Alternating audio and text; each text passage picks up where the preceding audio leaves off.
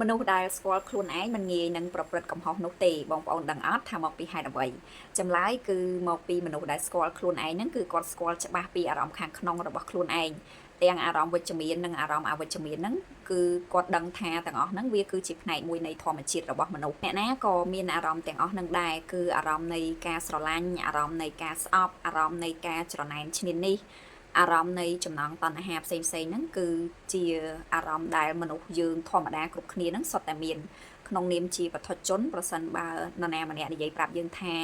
គាត់អត់មានអារម្មណ៍ទាំងអស់ហ្នឹងទេនោះប្រហែលជាមានន័យថាគាត់មិនទាន់ស្គាល់ខ្លួនឯងនៅឡើយទេការមានអារម្មណ៍អវិជ្ជមានទាំងអស់ហ្នឹងមិនមែនមានន័យថាយើងជាមនុស្សអាក្រក់នោះទេវាគ្រាន់តែជាផ្នែកមួយនៃធម្មជាតិតែប៉ុណ្ណោះមនុស្សដែលស្គាល់ខ្លួនឯងគេប្រកាសជាបានដឹងនៅត្រង់ចំណុចនេះហើយគេនឹងមិនងាយអនុញ្ញាតឬក៏បណ្ដោយឲ្យអារម្មណ៍ទាំងអស់ហ្នឹងជាអ្នកគ្រប់គ្រងជាអ្នកដឹកនាំរាល់ទង្វើសកម្មភាពពាក្យសម្ដីឬក៏អាកប្បកិរិយារបស់គេនោះទេផ្ទុយទៅវិញប្រសិនបើយើងមិនស្គាល់ពីអារម្មណ៍ខាងក្នុងរបស់ខ្លួនឯងបានច្បាស់នោះទេយើងងាយនឹងឲ្យអារម្មណ៍ទាំងអស់ហ្នឹងជាអ្នកដឹកនាំជាអ្នកគ្រប់គ្រងរាល់សកម្មភាពពាក្យសម្ដីអាកប្បកិរិយាឬក៏ទង្វើរបស់យើងបាន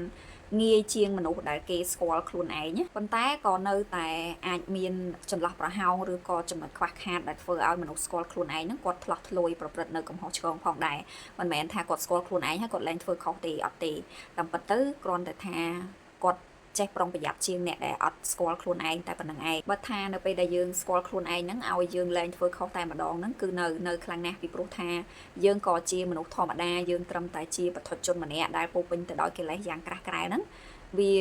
នៅតែមានការជាប់ជំពាក់បន្តិចបន្តួចនៅតែអាចឆ្លោះធ្លួយបន្តិចបន្តួចគ្រាន់តែវារៀងប្រសើរជាងមនុស្សដែលគាត់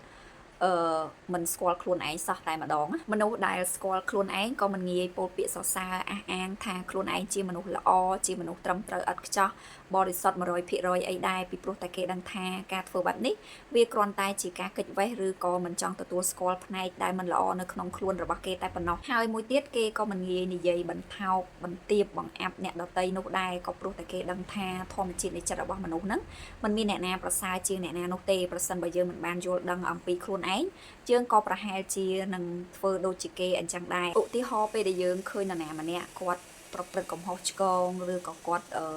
ធ្វើរឿងខុសសិលធម៌ហើយយើងទៅ deal ថ្មេះតេះទៀនរិះគន់គាត់ថាគាត់ជាមនុស្សដែលអាក្រក់គាត់ជាមនុស្សដែលគ្មានសិលធម៌អីហ្នឹងពេលខ្លះមកពីយើងអត់ស្គាល់ខ្លួនឯងទើបយើងអាចហាមាត់និយាយស្ដីពាក្យទាំងអស់ហ្នឹងទៅកាន់ពួកគាត់បានបើយើងស្គាល់ខ្លួនឯងយើងនឹងគ្មានថ្ងៃហាស្ដីពាក្យទាំងអស់ហ្នឹងនិយាយទៅកាន់ពួកគាត់នោះទេពីព្រោះតែយើងដឹងថាយើងក៏ជាមនុស្សធម្មតាម្នាក់ដូចគាត់ចឹងយើងអត់ដឹងថាថ្ងៃមុខទៅយើងជួបជាមួយនឹងស្ថានភាពដូចគាត់កំពុងតែជួបហ្នឹងថាតើយើងអាចមានចិត្តរំភើបញាប់ញ័រឬក៏ទៅធ្វើខុសដូចគាត់ហ្នឹងដែរឬក៏អត់នោះទេមានតែថ្ងៃហ្នឹងមកដល់ទេបានយើងដឹងថាតើយើងជាមនុស្សបែបណាឲ្យប្រកបខ្ញុំលើកមកនិយាយនេះមិនមែនចង់កាន់ជើងអ្នកដែលគាត់ប្រព្រឹត្តកំហុសឆ្គងឬក៏អ្នកដែលគាត់ធ្វើខុសសិលធម៌អីទាំងអស់ហ្នឹងនោះទេ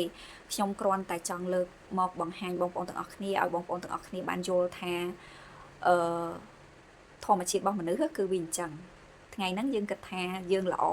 ថ្ងៃហ្នឹងយើងគិតថាយើងត្រឹមត្រូវប៉ុន្តែទៅថ្ងៃមុខទៀតយើងអត់ដឹងថាយើងត្រូវជួបរឿងអីខ្លះយើងអត់ដឹងថាយើងត្រូវជួបមនុស្សបែបណាខ្លះដែលអាចផ្លាស់ប្ដូរការគិតផ្លាស់ប្ដូរអត្តចរិតរបស់យើងទេដោយដែលខ្ញុំបានលើកឡើងនៅក្នុងវីដេអូភាគមុនអញ្ចឹងថាការរកឃើញខ្លួនឯងវាគឺជាដំណើរដែលគ្មានទីបញ្ចប់នោះទេពេលឥឡូវហ្នឹងថ្ងៃហ្នឹងយើងរកឃើញខ្លួនឯងថាយើងជាមនុស្សបែបហ្នឹងវាគឺអាស្រ័យទៅលើបទពិសោធន៍ដែលយើងបានជួបប្រទះអាស្រ័យទៅលើរឿងរ៉ាវផ្សេងៗដែលចូលមកក្នុងជីវិតរបស់យើងហ្នឹងវាបង្ហាញប្រាប់យើងថាយើងជាមនុស្សបែបហ្នឹងប៉ុន្តែយើងអត់ប្រកាសទេថា5ឆ្នាំក្រោយឬក៏10ឆ្នាំក្រោយយើងនឹងក្លាយទៅជាមនុស្សបែបណាគឺវាអាស្រ័យទៅលើបញ្ហាបទពិសោធន៍ដែលយើងបានជួបប្រទះទាំងស្រុងពេលដែលយើងជួបឧបសគ្គឬក៏បញ្ហាច្រើនឡើងយើងចេះតែរកឃើញខ្លួនឯងថ្មីពីមួយថ្ងៃទៅមួយថ្ងៃដរាបណាយើងនៅតែដើរនៅលើផ្លូវជីវិតមួយហ្នឹងគឺយើងនៅតែរកឃើញខ្លួនឯងថ្មីរហូតដល់យើងអស់ជីវិតលាចាកលោកនឹងទៅដូចខ្ញុំខ្លួនឯងកាលពីមុនអញ្ចឹងខ្ញុំគិតថាខ្ញុំជាមនុស្សដែលទន់ខ្សោយជាមនុស្សដែលប្រកែកខ្លាចច្រើនប្រកែកភ័យច្រើនប៉ុន្តែតាមពិតទៅនៅពេលដែលខ្ញុំជួបឧបសគ្គ ផ្សេងៗនៅក្នុងជីវិតបានខ្ញុំដឹងថាអូអត់ទេខ្ញុំអត់ទន់ខ្សោយទេពេលដែលមានរឿងនឹងមកខ្ញុំចាប់ផ្ដើមយកអ្វីដែលកប់ជ្រៅនៅក្នុងចិត្តរបស់ខ្ញុំនឹងយកមកប្រើពេលហើយបានដឹងថាអូតាមពិតទៅខ្ញុំរឹងមាំតើខ្ញុំមិនមែនទន់ខ្សោយដូចដែលខ្ញុំធ្លាប់គិតទេអញ្ចឹងហើយបានជាគេឲ្យយើងរៀនស្គាល់ខ្លួនឯងដើម្បីអាចគ្រប់គ្រងខ្លួនឯងបានបើយើងអត់ស្គាល់ខ្លួនឯងទេយើងអត់ដឹងថាទៅគ្រប់គ្រងវាដោយរបៀបណាទេរៀនស្ដាប់អារម្មណ៍ខាងក្នុងរបស់យើងខ្លះផងបងប្អូនទាំងអស់គ្នាកុំផ្ដោតលើពិភពខាងក្រៅខ្លាំងពេកពីព្រោះថាការសម្លឹងមើលទៅកាន់ពិភពខាងក្រៅច្រើនវាមិនធ្វើឲ្យយើងរកឃើញខ្លួនឯងនោះទេផ្ទុយទៅវិញការចំណាយពេលវេលា10ទៅ15នាទីក្នុងមួយថ្ងៃដើម្បីស្ដាប់អារម្មណ៍ខ្លួនឯងឬក៏ដើម្បីសម្លឹងមើលចិត្តខាងក្នុងរបស់ខ្លួនឯងវានឹងជួយឲ្យយើងរកឃើញខ្លួនឯង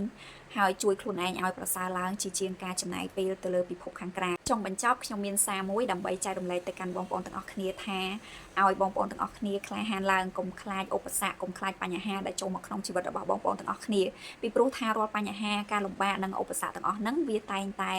ចូលមកដើម្បីស្វែងរកខ្លួនរបស់បងប្អូនទាំងអស់គ្នាហើយប្រាប់បងប្អូនទាំងអស់គ្នាថាតើបងប្អូនទាំងអស់គ្នាជានរណាឲ្យពិតប្រាកដតែប៉ុណ្ណោះជាចុងក្រោយកុំភ្លេចចុច like និងចែករំលែកវីដេអូនេះម្នាក់មួយផងប្រសិនបើបងប្អូនទាំងអស់គ្នាយល់ថាវីដេអូមួយនេះមានប្រយោជន៍ហើយសម្រាប់បងប្អូនថ្មីៗដែលស្ដាប់វីដេអូរបស់ខ្ញុំយូរហើយមិនទាន់បាន follow page Facebook ឬក៏ subscribe channel YouTube ខ្ញុំទេហើយបងប្អូនកំពុងតែស្ដាប់នៅលើ platform ណាមួយបងប្អូនអាចចុច follow នៅលើ platform នោះឬក៏ចុច subscribe នៅលើ channel នោះបានដើម្បីទទួលបានវីដេអូថ្មីៗដែលជាចំណេះដឹងបន្តទៀត